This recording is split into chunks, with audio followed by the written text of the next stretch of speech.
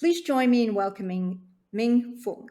Ming is the founder and CEO of Angels of Speech, an incredible platform dedicated to empowering parents of speech delayed children to find the support and the guidance they really need.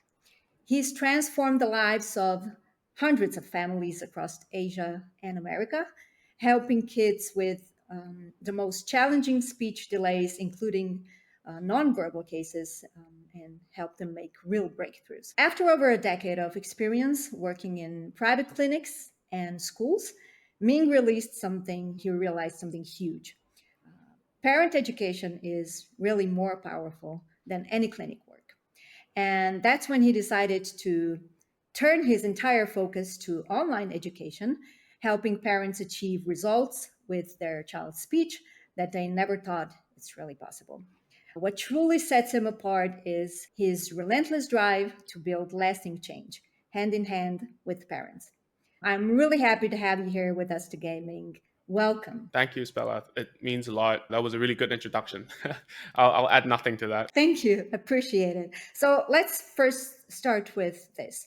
Why do you think there's so much confusion around when kids should hit this milestone around speech delays, especially if they're on the spectrum? Sure. The first thing is you have to understand a milestone is going to be different in different countries because Americans are the people who are making a lot of these milestones for their own country. But in other places where speech and language pathology isn't a huge place where they would put their academic money into.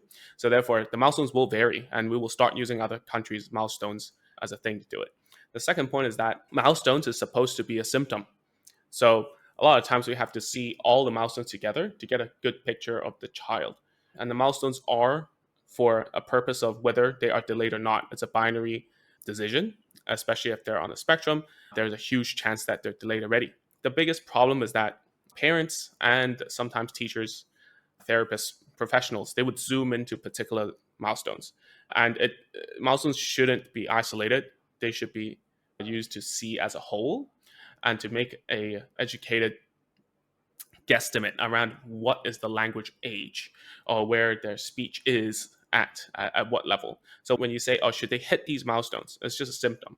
You might have a cough, but it doesn't mean that, oh, we should cure the cough. There's just like underlying deficits, underlying problems, so to speak, that we need to look into in order for them to hit the milestone. So this is where the confusion comes in because sometimes parents like to, and I'm not saying this, I'm saying this with love, right? It's very easy to zoom in on specific areas that serve a narrative, right? Oh, they don't have good eye contact. They have not good eye gaze, right? They don't have joint attention. Therefore, I need to solve it and hit that milestone. So just does that answer your question? So there's a few facets to it. There's milestones all over the place. People use different ones all over the world, different cultures, different languages. And at the same time, people are using it in a way as it's not an assessment tool anymore, but something to serve a narrative and to zoom in on particular ones that hasn't been developed yet. And I believe there's quite a few parents in our community with kids over 2 years old who aren't really talking yet. Instead, the kids just make sounds, but they don't seem to expand their vocabulary. Do you think this could sometimes be a speech or developmental delay and nothing more serious? And when really should parents start to worry or be worried that it might be something more complex, like speech apraxia, for instance? Okay. First of all, speech apraxia, and there's a lot of different speech disorders out there, and we will never know. And I'll talk about this to answer this a little later, but I just want to highlight on the word apraxia of speech or childhood. These terms are used a lot on the internet. Just to tell you the statistics, like 1% of the whole population of that we know of that we've tested is apraxic, just 1%. And out of all the speech and language delayed children, including autistic children, it's only 7%. So the chances are very low, just to let you know. But if you're saying, oh, they're 2-year-old children who aren't really talking and are just making sounds, the first thing is in order to further assess, to further know, there must be some prerequisites. Can they actually can they actually imitate sounds? Because if we can't get a child to imitate after us, it's pretty hard to get a hold on what they can do in terms of speech. So there are two facets when we're teaching. No matter if you're doing whatever therapy, like early intervention, ABA, speech therapy, you're either doing a speech or language, right? So when you say that, oh, they don't seem to expand their vocab, that's the language side. So then we'll look more into playing, right? Parent child interaction techniques. But when we're talking about speech, right? It's just impossible to know. Sometimes at 2 years old, we need to get them to at least 2.5, 3, get them to repeat and do some like speech assessment in order to know if it's something more complex, as you were saying, such as like hyperactive speech, dysarthria, a lot of really scary names out there. But we won't know until then. So you suggest to wait later on. What would that age be when it's crucial? Yeah, so it's not really an age, but it's getting them to at least be able to imitate sounds and words on command and under instruction, and they're able to sit with you for 30 minutes to an hour, and then we will be able to know more, or else it's just like you're trying to tell them to say something, they're not responding. And you won't have a good picture of their speech profile. Got it. And what about kids who have a big vocabulary and can speak in full sentences but are really hard to understand? Do you think it's something they might grow out of it, or are there some practical ways to help them clear up their speech? For sure. If we're just talking about children on the spectrum, since this summit is about ASD, a lot of ASD children do have what we call a comorbid situation, meaning like they might have other things going on. And when you say that someone's speech is hard to understand, that's more of a speech issue. So the question is, are they going to be able to grow out of it? It's going to be you, as I was saying, if you hit the prerequisites of being able to imitate speech, do a bunch of assessments and stuff about their speech ability, then we will know what kind of issue it is. Is it a sensory issue? Is it a motor issue?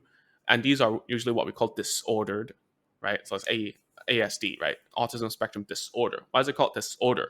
It's because like the development doesn't go in the particular order that we know of.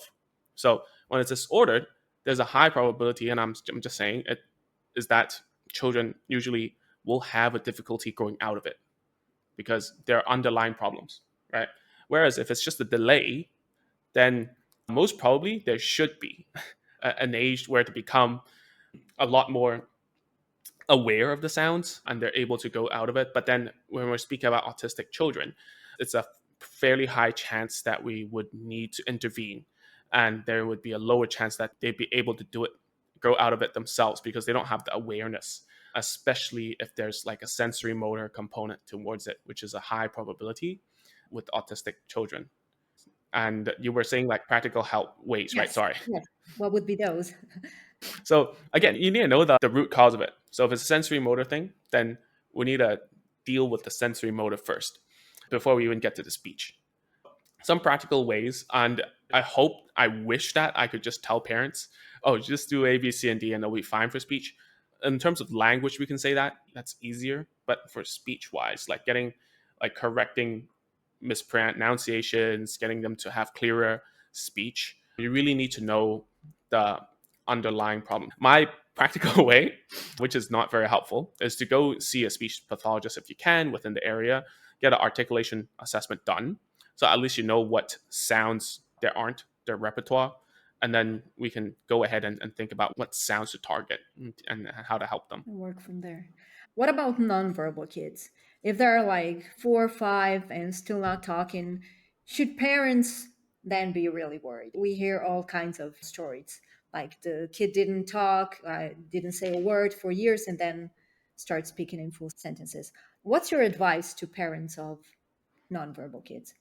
What would be? Right. So I can talk about this for a whole hour, but then the first thing is about like risk mitigate is it's risky because a lot of times what we call late talkers, or some people might say, oh, there's a book about Einstein syndrome, right? Einstein didn't talk until he was 5 or 6. Some people are saying, oh, Einstein is on the spectrum as well. A lot of geniuses are like that. They're just not verbal. Or now the term is like non-speaking adults who are still functional. And it's about whether you should worry. I think at this point in time, yes, because like you want to reduce the risk, right? So if you haven't done any type of like intervention or therapy, you should be doing it by now, hopefully. And my advice is that you need to look into two things. Number one, how is their receptive language? Are they able to understand you? Receptive just means how much they can understand, right? Let's say if you tell your child to do something, can they follow a command? Can they understand instructions? Can they answer your questions without speaking? The probability of them being able to speak full sentences would be much higher later on because they already know the language. Not necessarily want to do it. And it might be like a social issue more than anything. And the other thing to look out for is communication intent.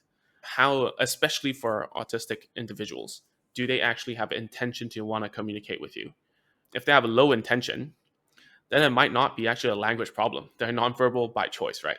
They don't want to have an interaction with you. So you look into these two things and see whether if it's a ability problem or just that they don't want to do it. Most of the time, it's a mixture of both. And so what you got to do now is to increase the intention for your child to want to talk to you. We've had a girl who was 12 on the spectrum. She was speaking, but it was only like 2 or 3 word phrases.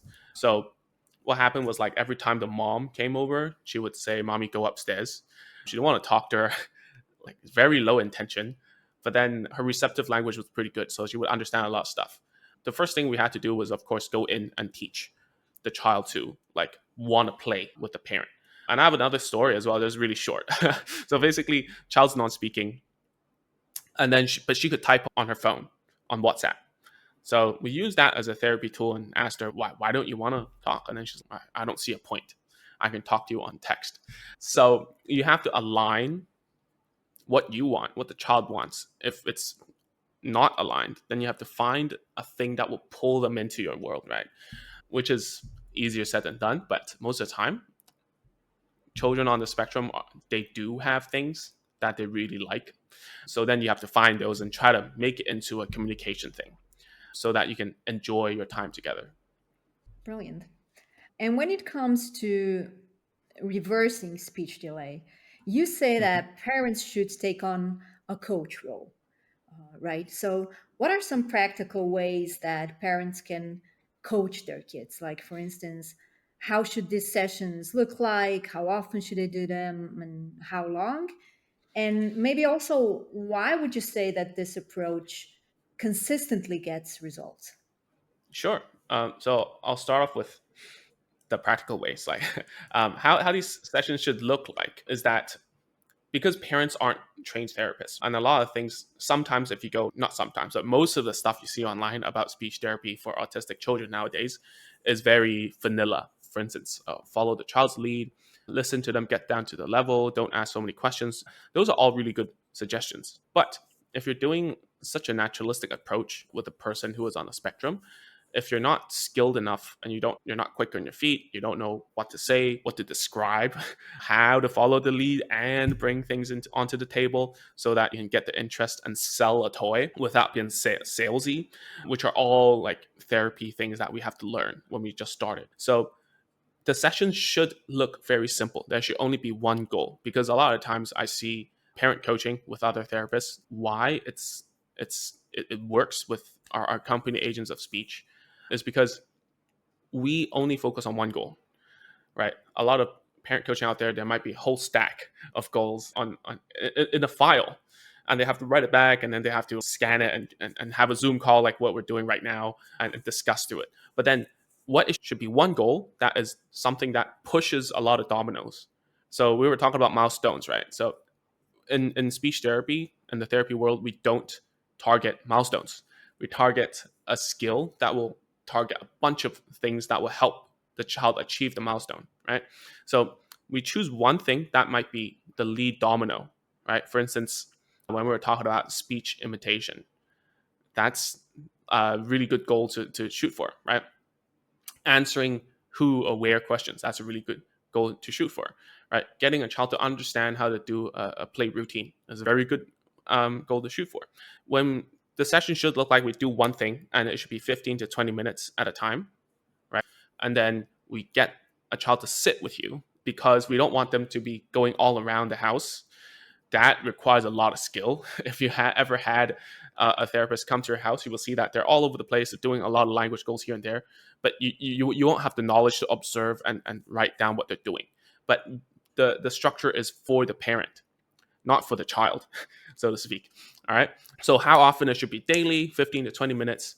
And why this approach constantly gets results is because you only have an hour or two a week in terms of speech therapy, or even ABA therapy or other types of therapy. You might get it like multiple times a week. But at home, it's any time is going to be a chance, an opportunity for therapy. And plus, that's daily life for them. If you take someone into a very special occasion, right? They're going to perform better just because they're at that location. If you understand what I'm saying, right? Because the therapists have designed the clinic room so that children will comply, so that it's not sensory stimulating for autistic individuals, so that like they don't bump their heads on the wall because of like soft pads and stuff. So that's not really a very naturalistic environment, especially for children who are on the spectrum. They cannot generalize skills as in this is new, I can't do this. But then once you're in the clinic room, everything is they're pampered. So then it's easy to get results that way. But if you teach parents the skills, they can use it everywhere, and it will help children on the spectrum or not to use their skills all around the house, all around the neighborhood, around the supermarket, whatever.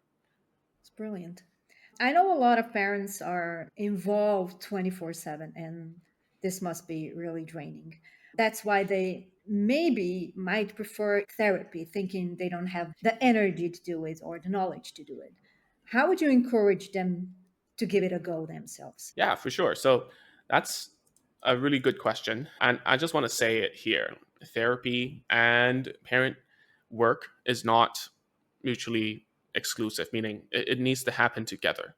Especially if you already have a therapy thing going on and it's working, it's even more important to bring it back home so that your child can use the same techniques, the behavioral tactics, the strategies, the therapy goals back at home, or else you will have a child who only talks in the clinic room, which is not ideal, obviously. And then, like parents, because I'll just tell you a story, right? When I first started doing the coaching model was because of COVID, right? And I told a parent, hey, let's start off with just 20 minutes a day, just doing this goal. And she went ahead and did 3 hours of the same thing. And it's the opposite of what you're saying. She's like super into it and she really wants to make it work. But the problem is that she drained herself, she drained the child, and she focused on the quantity because she saw it working and she wanted to milk it 100%. So the key here is the quality of the interaction, not the quantity, right? And there's research talking about this all the time. Like if children in a language rich environment will do a lot better in terms of like language development. So the language rich is quality first, not the quantity.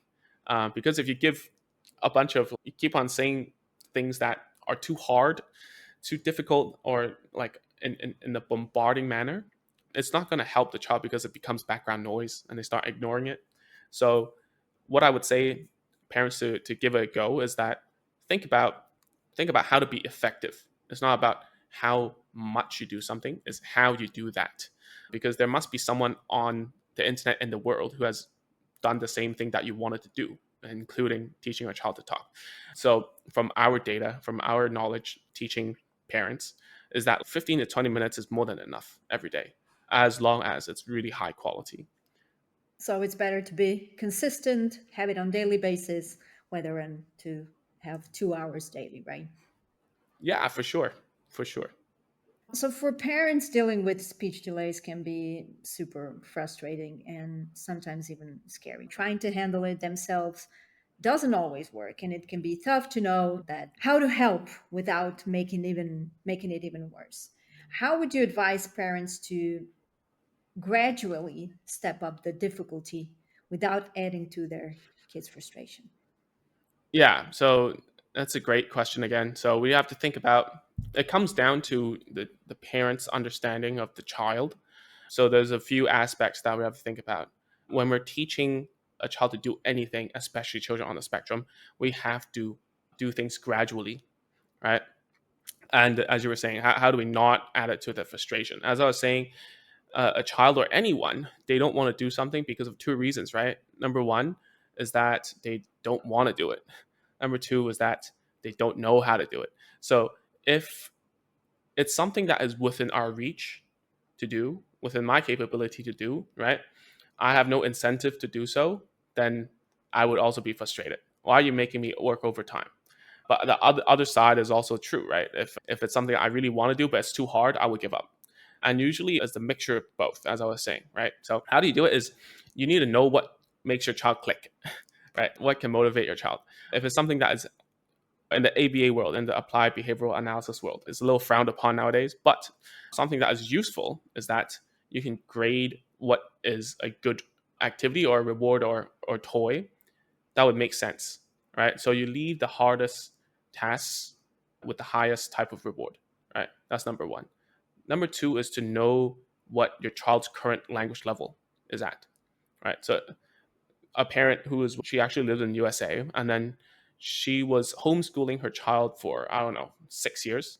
But when I asked her what level of a language is your child, and she was like, oh, he's all over the place. He says sentences sometimes, he says this, and I'm like, okay, so what's the breakdown level? Because that's a term that we use in the therapy world.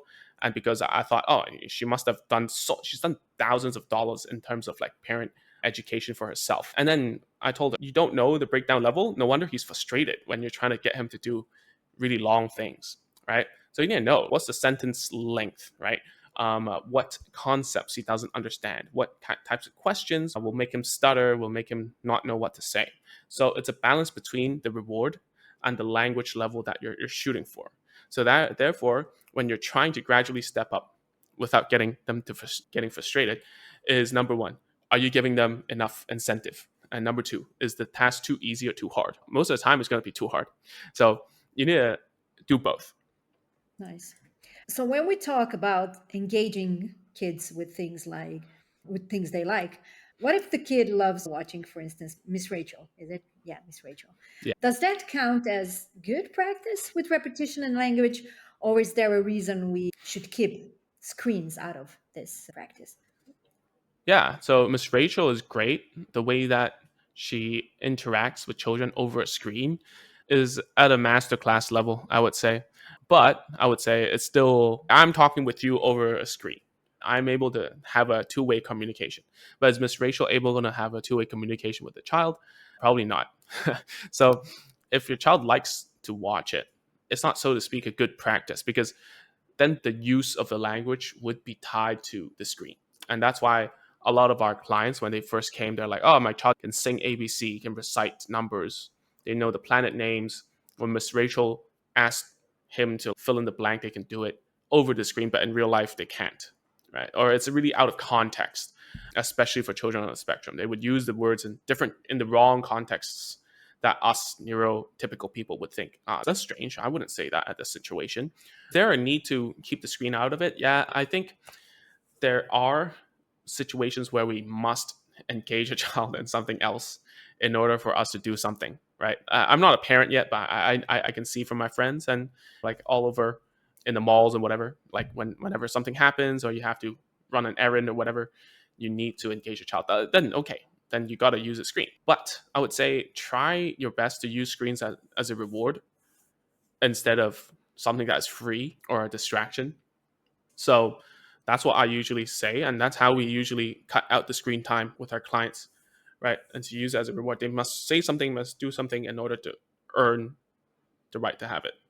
Yeah, Brilliant. Speaking of screens, there's a lot of confusion between virtual autism and classic autism among parents. How do these two compare, and what are the differences when it comes to speech development? yeah, sure. Just telling you, virtual autism isn't an official term yet.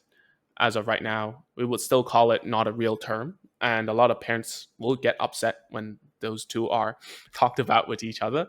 I would say when you're comparing them to children will have autistic like symptoms for a lot of reasons.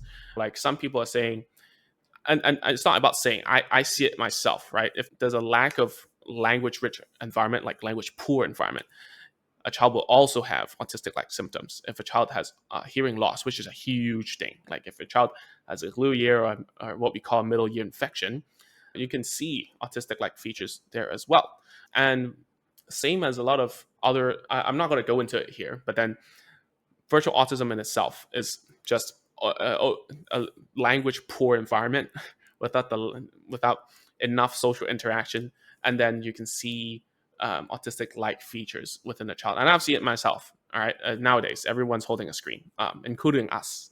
Right, it's hard to take away a screen from a child if we're all using it. Right, even now, everyone who's watching it, most probably 70% are using a phone, right? When you're comparing the differences between speech development, what we call classic autism, just autism to spectrum disorder, as discussed in the DSM-5, speech development will have a lot more comorbidities, meaning that their speech will be a lot less clear, right? There might be a lot more sensory issues going into it. Their play skills will be a lot more lacking. And their social skills and everything is hindered. But if you're talking about virtual autism, I'm putting air quotes here just in case everyone's listening to this. It's you will see that it's just more of the social aspect, the language use, like they would use words out of nowhere, like I was saying with Miss Rachel stuff. You wouldn't necessarily see that they have. And if you remove the screen, most probably they would start to like suddenly change. That's what we see with our clients once we start to use the screens as a means of rewarding. And yeah, that would be it. If it were real autism, if you take away the screen, the problem still persists. Exactly. And what about the kids, for instance? There are some kids that can get really aggressive when they don't get their screen, iPad or TV or a game or something. And they might even have meltdowns if they're in use of the screen. How can parents break this cycle instead of just giving in and handing it over the phone or the game? Oh, okay. So there's no silver bullet. There's no like magic pill for this. It takes a lot of work. If you go to our website, agentsofspeech.com, we have a lot of free courses, and there's a whole community of parents there. As of right now, there are like 1,200 people inside. Not 1,200, 12,000, sorry. So we've gone through this many times. The main issue is that your child, and I'm not saying this with a lot of love, is that your child doesn't really respect you. Because in the clinic, like if you send a child to a clinic, if the therapist uses the screen as a reward, once they take it away, are they going to throw a fit? Most probably not. Why? Because they know that they're going to have it back. Right? They know they're going to get it back as long as there's certain conditions. And the other thing is, how long is the screen given to the child? If it's given for free as a human right, then they would think that, oh, why are you taking away my basic human right? I just share a story, right? One time I was on an airplane, there was free Wi-Fi for everyone, and then suddenly, I think 5 minutes after we took off, they would say, "Oh, Wi-Fi is down," and everyone was complaining. And the Wi-Fi was actually a it was a privilege, not a right, but because it was given to them free, and it said that, oh, enjoy our complimentary Wi-Fi, it's yada yada, and there was a promise behind it, and people were using it already, and when it got cut off, people were offended, and it would happen to children all the same, and especially for children on the spectrum, because they're rigid. You think that, oh, this is mine forever, how dare you take my phone? All these things will go inside of their minds, and they get aggressive because there's no other way to get it. That's the main point. So if you think about, why do we go protest? Because having a clear conversation and having a discussion is already out the table. It's like using words, using communication isn't working. So I have to demonstrate my anger. So it's the same. I've talked to a autistic individual, a woman in her 30s. When we were working with her, she would get mad. She would headbutt people whenever like she didn't get her way. She knows it's wrong, but when we asked her after she calmed down, she's like, because I'm used to it. Number one, since she was young. Number two is that she didn't see another way. And number three is that when she does that, usually what happens is that people give in, right? So it's not just about young children, right? Whether they're neurotypical or not. But when you say like children on the spectrum, they're very rule based. So once you make the rule as such and you think that the phone is for free, it's a slippery slope. So instead, start putting tasks in the middle, right? Pause it, turn down the volume, make them do something, and then give it back to them. Okay, thank you for sharing that. Now let's move to the kids who tend to cover their ears or your mouth when you try to talk to them. I know this can be incredibly triggering for parents, but can you explain what might be going on in the kid's mind when they do that, and what's the best way to handle that situation? For sure. Usually there's only two reasons. Number one is that it's a sensory overload. There's, especially children on the spectrum, they might think it's too loud, annoying, too much for them. Number two, it might be it usually is a learned defensive way to get out of a situation. So it might start off as a sensory overload, right? It started off a bad experience. They learned that if I cover his ears and that and run away or cover your mouth, then you will stop talking. So, what's the best way to handle it is to go back and think about the two things that I was talking about. Is it that they don't want to do it or is it too hard? Right. If it's something that they don't want to do, make sure they're fairly compensated. They have a reward, they have something, an activity that's engaging to them, right? And the second is that, are you talking too fast? Are you talking too much? Are you talking too loud? What is the language level that you're operating at? Is it too hard for him or her in this instant? The best way to handle it is always, when this happens, there's a sensory meltdown when they're covering their ears. Don't force your way into it. Show them something that is of value to them. And then when they open up, and then you can try again. Nice. You've mentioned ABA before. Since you've been working with more traditional practices, such as applied behavior analysis or ABA, how do you think the parent coach approach compares to it for addressing these speech delays? Can you, for starters, explain how ABA actually works, what it focuses on, and if there are any areas it might actually miss? Okay, so again, I can go on about this for a very long time because I started as an ABA therapist before I got my master's in speech therapy. I'm sure you might know this already. And the reason is, like, how ABA works is just like every type of therapy that we see in the world right now that is we do it at the behavioral level.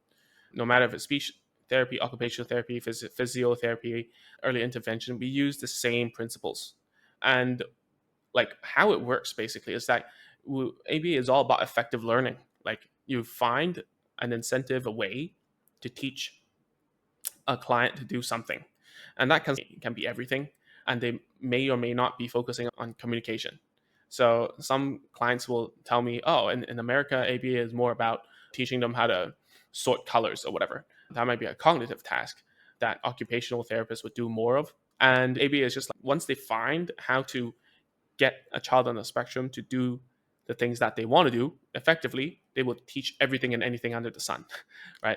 So there really isn't too much of a focus. It's just about behaviors. Everything is a behavior. Whereas in speech therapy or like in our parent coaching, we try to target things that will help them the most with communication. And that's our job as speech therapists. So the areas it may miss is the speech part, is that there isn't any analysis on the speech errors. So when you're asking about the practice of speech, ABA cannot address that because they do not have that knowledge shared with speech therapists, which kind of sucks, to be honest, because children would be sitting the best and most compliant during ABA therapy. So that's actually a very good time to do speech tasks. So they would miss those. And they would also miss doing parent child interaction things, like how to talk to a child outside when they're not in the clinic, when you don't have rewards on your hand, right? Then they'll also miss those. They'll also miss the way that, how do we talk to a child, right?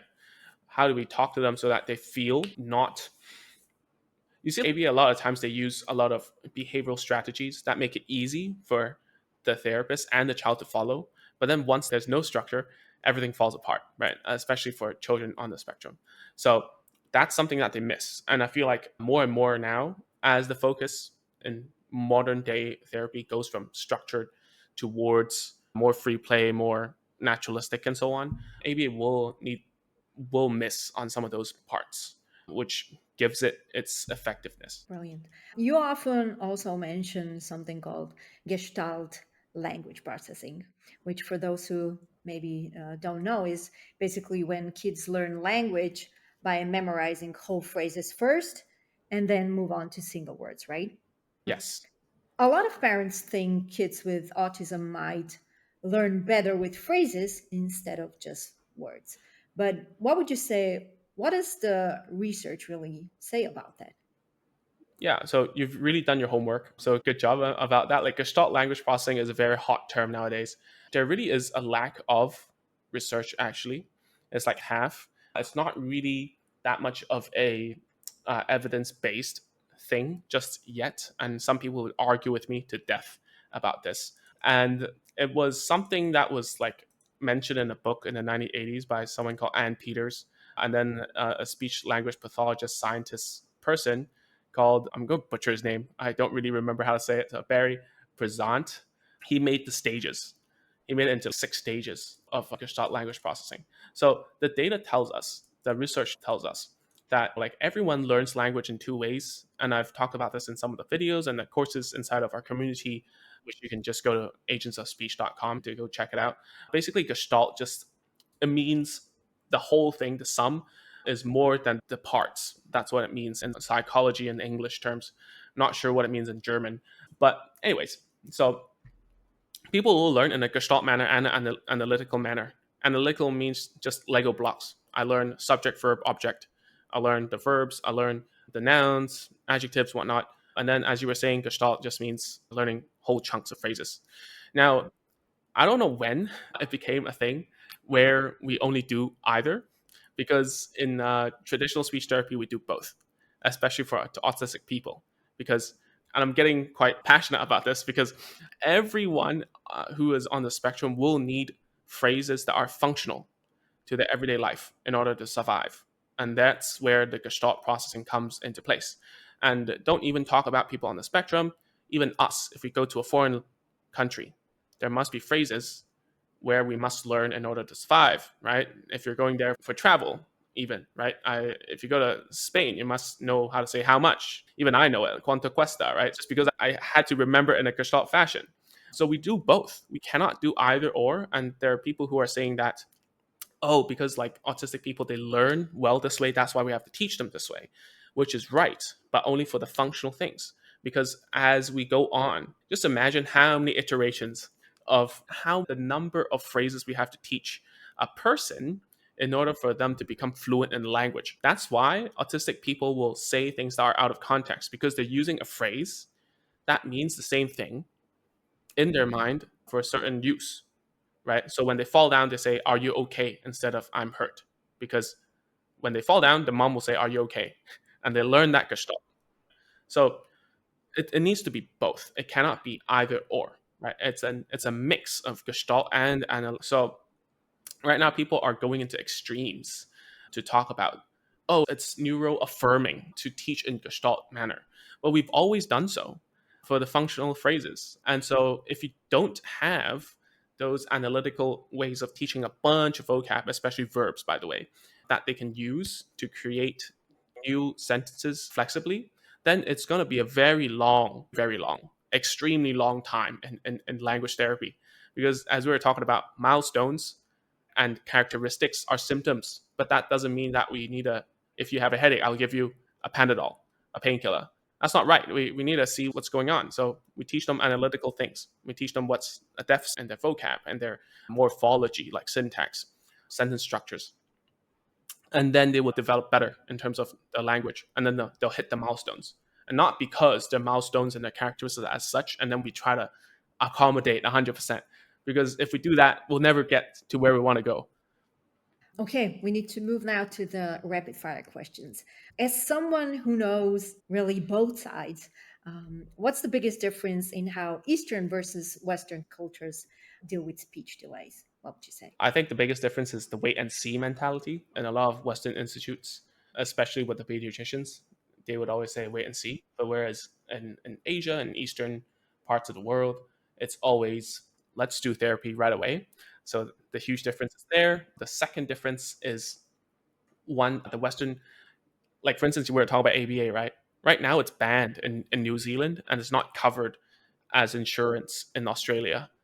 So that's why I was saying the whole world of therapy is moving away from structured ABA, even like old school speech therapy is getting replaced by more naturalistic, child centered, all these kind of approaches, which in the Eastern world, we're still using a lot of structured stuff. And in the Western world, there's a lot more naturalistic approaches. Not saying which is better. Just the differences, right? Yeah. What's one big myth that you would say about child speech development that you wish parents knew that it really wasn't true? Yeah, we should never target eye contact and eye gaze.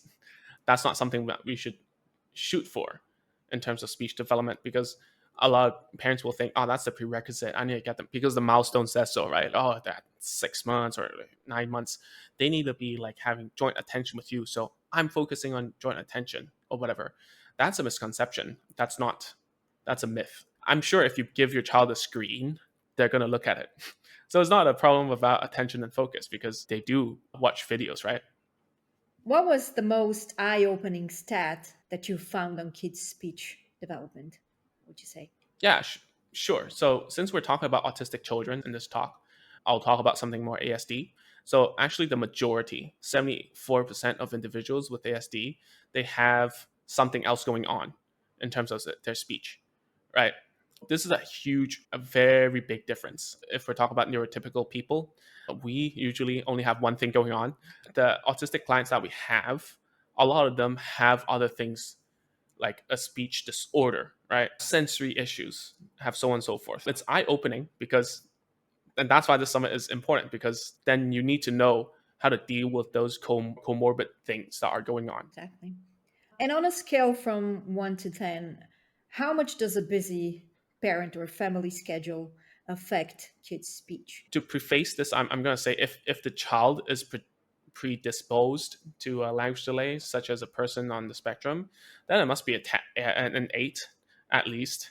If not, if they're typical developing and neurotypical, then it's a 6. Um, Great. And what's the one thing you'd tell worried parents to let them know that everything's going to be really all right with their kids? What would that be? so don't worry about the diagnosis for now. Just don't. Whether you think it is autism or not, I know you're on the summit for a reason. You're looking into things, you want to learn more, which is all great. It's good stuff. The more you dig a hole, I was just talking to a parent today. She was trying to accept the fact that her child was on the spectrum. Her son is 3 and 9 months now, nonverbal still. And she was getting pretty upset because she spent the whole week diving into the rabbit hole, seeing like how does this therapy work, so on and so forth. So don't worry about the diagnosis just yet because it will reveal itself when you start doing more therapy work. So start intervening right now, start doing the stuff that you can do, control the things that you can control. Because when you start doing language therapy, whatever things that you learn from this conference, right? You will see how the child reacts, and then you can make a better educated guess rather than going into a black hole. And the second point is that if your child is pre-verbal level or like sentence, like just speaking in phrases, the language therapy is largely the same. It doesn't change much whether your child is on the spectrum or not. We're still building the same skills, doing the same things, going through the same routines, teaching play. So try not to, and I cannot say don't worry and you won't worry, right? Think about, put your focus on intervening, doing the action, and it'll give you clarity. Brilliant. Thank you so much. I think we've all learned so much in just these 50 minutes. Thank you, Ming, so much for being here with us today and sharing your incredible knowledge. It means a world to us. And I hope to see you and to host you again soon so we can dive even deeper into these amazing topics, which is really important. Thank you so much for being here. Thank you, Spella. Likewise, thank you for having us, having me.